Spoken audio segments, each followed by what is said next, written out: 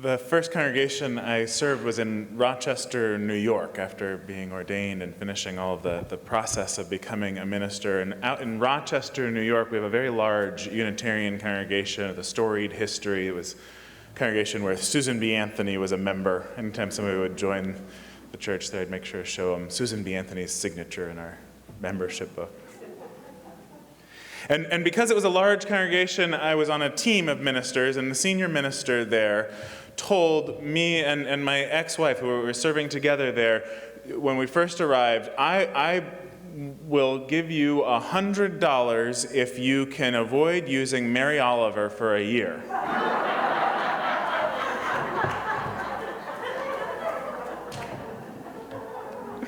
I think this is a good and right challenge for every new Unitarian Universalist minister. But here it comes. It's been a decade, I think. Like any beautiful words, good and worth repeating. Words that I know most of you know well. Wild geese. You do not have to be good. You do not have to walk on your knees for 100 miles through the desert repenting.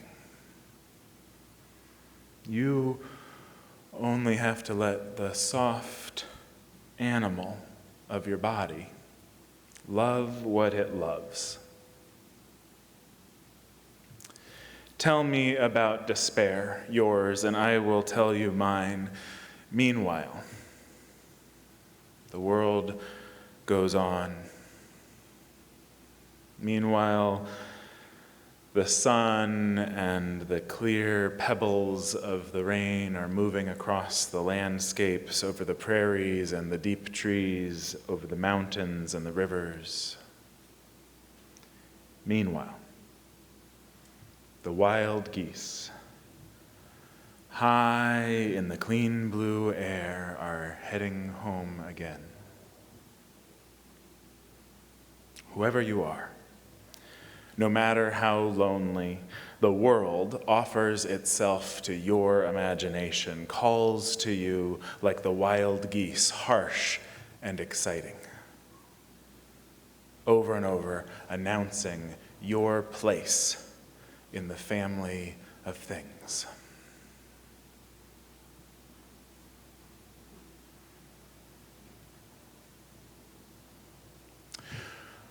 So we're in this time, this season of talking about mirrors, looking at mirrors inward and outward, and this week thinking about this mirror of the world. I imagine Mary Oliver's wild geese flying over still water.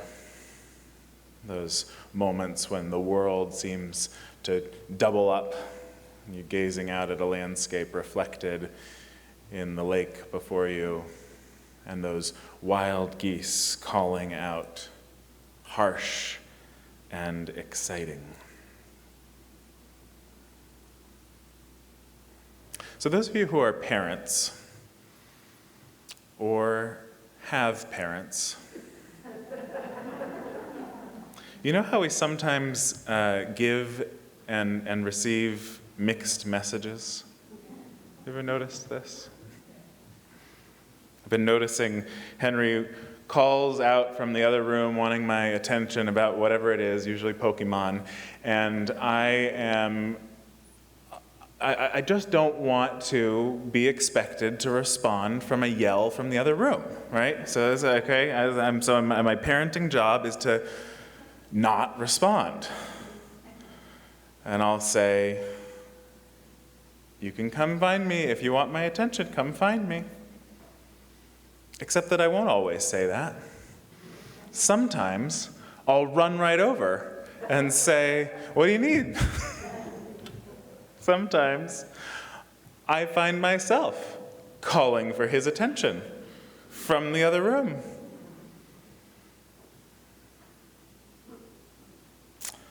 The world is a complicated place. Tonight, the beginning of the celebration of the High Holy Days in the Jewish tradition is to taste, as your first taste of the new year, apple dipped in honey, a good fruit of the earth dipped in the sweetness of life. May your year be sweet and good. And so you're enjoying the sweetness that your whole year ahead of you. You want to make sure you start with apple and honey, and at the very same moment, the clock starts ticking on your 10 days to atone for anything that you've done wrong over the last year. Very same moment.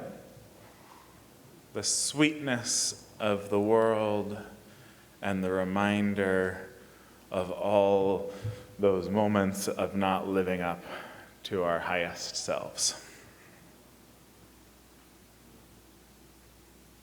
And I think that this is the truth of the matter, that our wise selves know that to reach for the apple and the honey, to reach for the beauty of the world, to taste the goodness of life, is both necessary and dangerous. That in doing so, we risk so much. We risk all of the hurt that we might cause or be caused. That the call of the world's beauty is harsh and exciting.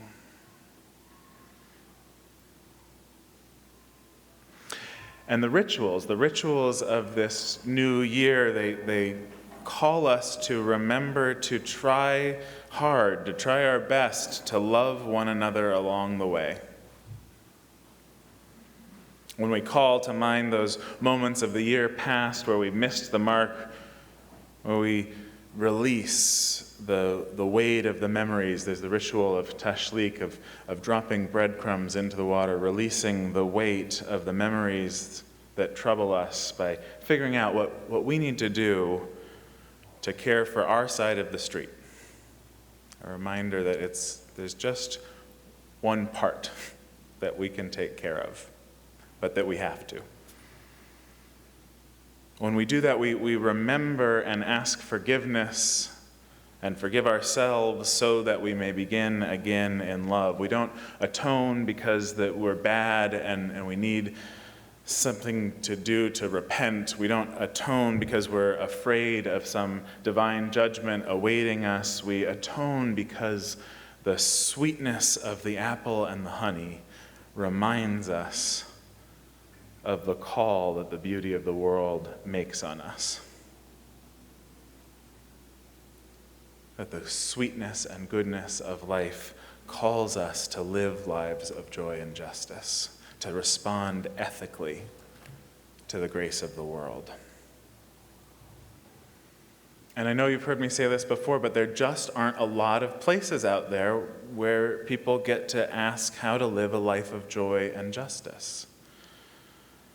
I was looking out, I often stand, now that we have this beautiful deck redone, I stand out there at the very corner and I look out and enjoy Mount Tam, this incredible view we're lucky enough to enjoy here.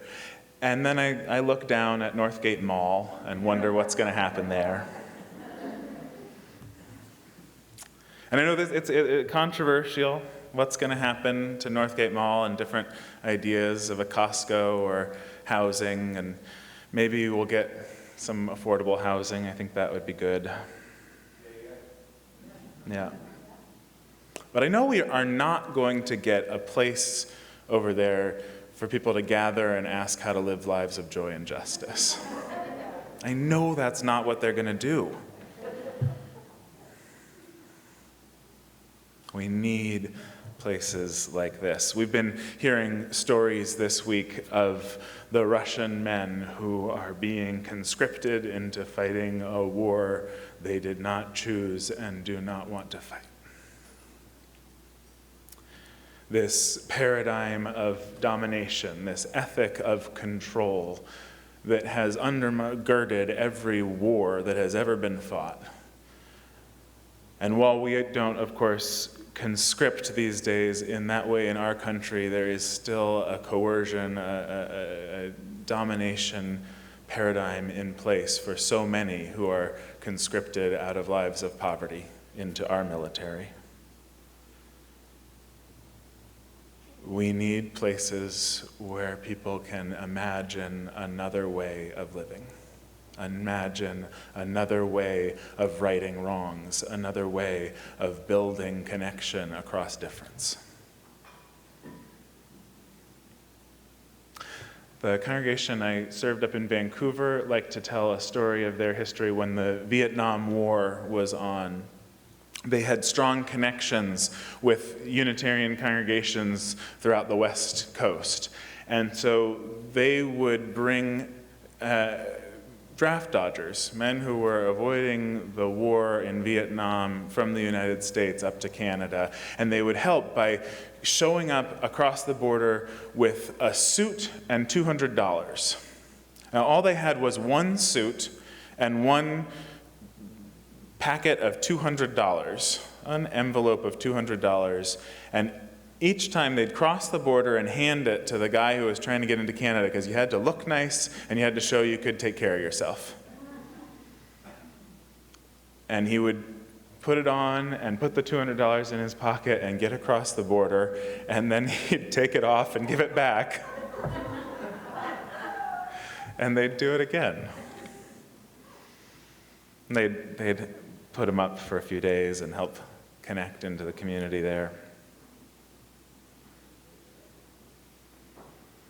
Like so many of you, I dream of a global commonwealth, of human societies set free from the domination society's organizing ethic of control.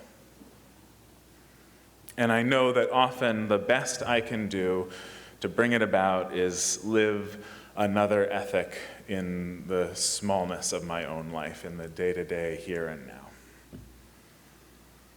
This other ethic, this other way of life that we come here to help each other live.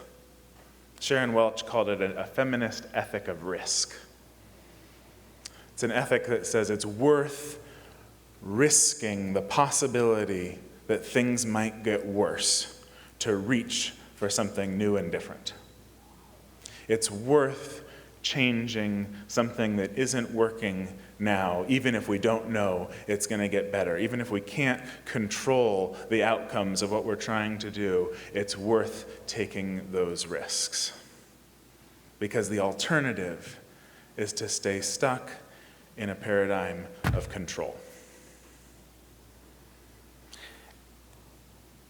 I was talking with Kay on Friday night, and it was one of the things that came to my mind when she asked about the strengths of this congregation, what I saw in you. And I'm going to tell you a lot more about what I see in you in a couple of months. I'm going to invite a colleague to come and pretend that she's interviewing me as if she were a prospective candidate for your ministry.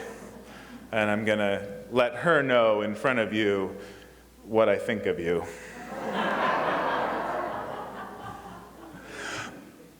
But what I told Kay is that I think this is a community, and she nodded right away, affirming this. It was what she had seen in her review of just the materials we had sent, the few people she had met so far, that this is a community that knows how to take risks, that is willing to take risks, to try new things, to change and grow and evolve. I think you've done that over and over again in your history, and I think sometimes you've gotten burned by it, but you haven't learned to stop taking risks. And that is a very good thing. Because sometimes when the consequences are too grave, we do learn to stop taking risks. We do make our lives smaller and more contained to avoid getting hurt in the same way again, right? But instead, here you've learned that you can count on yourselves. You can count on each other to repair and renew your covenant, to begin again in love, because the mission of this congregation, joy and justice, whatever words you put to it, is too important to get stuck in stasis. to refuse the world's harsh and exciting invitation to risk yet again for a dream that lies just beyond the edge of what seems to be possible.